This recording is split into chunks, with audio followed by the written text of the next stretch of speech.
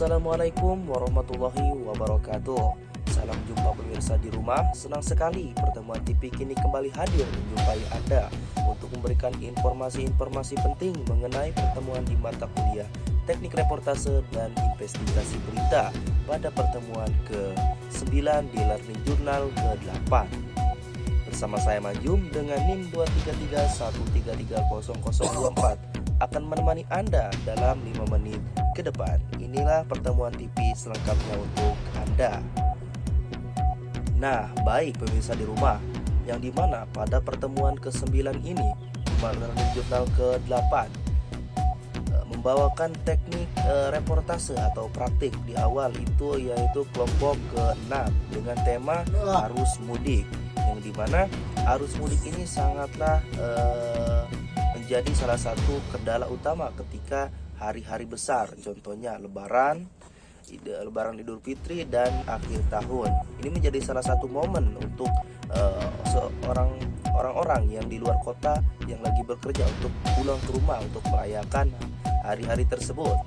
Nah, yang dimana setelah praktek teknik reportase langsung yang namanya presentasi kelompok, yang dimana presentasi kelompok merupakan suatu keharusan bagi kita dalam belajar.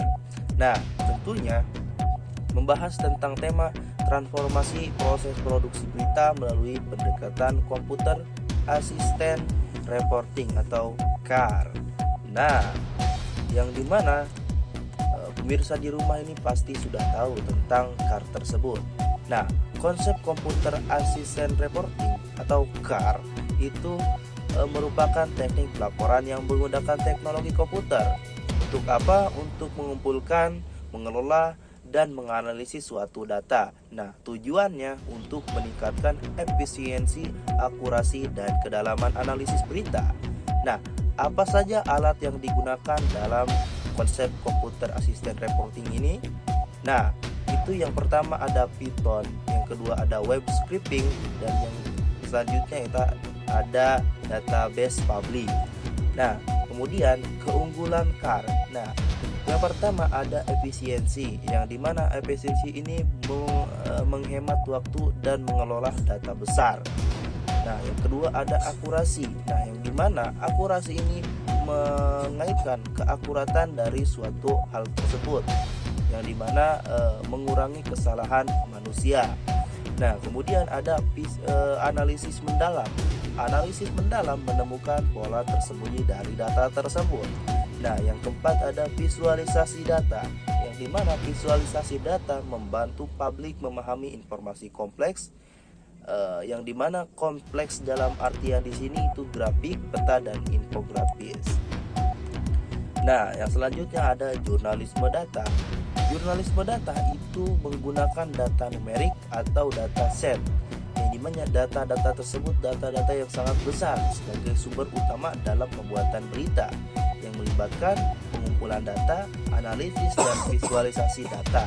Contoh dalam jurnalisme data, terutama di Indonesia, antara lain katadata.co.id atau berita-tegar.co.id. Nah, ciri-ciri berbasis bukti atau yang namanya evidensi based atau transformasi data, kemudian kolaboratif antar profesi itu menjadi contoh praktik dalam di Indonesia atau ciri-cirinya. Nah, jurnalisme sains. Nah, kita melanjutkan ke jurnalisme sains, yang dimana jurnalisme sains ini berfokus pada penyampaian hasil penelitian ilmiah. Nah, yang menyederhanakan istilah ilmiah agar mudah dipahami. Pentingnya di masa krisis, contohnya kemarin 3 tahun 5 tahun ke belakang itu ada yang namanya pandemi COVID-19. Nah, peran utamanya itu sebagai edukasi publik, kontrol sosial terhadap misi informasi, kemudian ada penghubung antar ilmuwan dan masyarakat. Nah, selanjutnya ada hubungan jurnalisme data dan jurnalisme sains, yang dimana jurnalisme data dapat memperkuat jurnalisme sains. dengan analisis berbasis angka seperti tadi, angka numerik. Kemudian ada juga jurnalisme sains ini memanfaatkan jurnalisme data untuk memvisualisasi fenomena ilmiah. Kemudian contohnya itu ada seperti BBC Sains dan Kampas Data saat melaporkan COVID-19.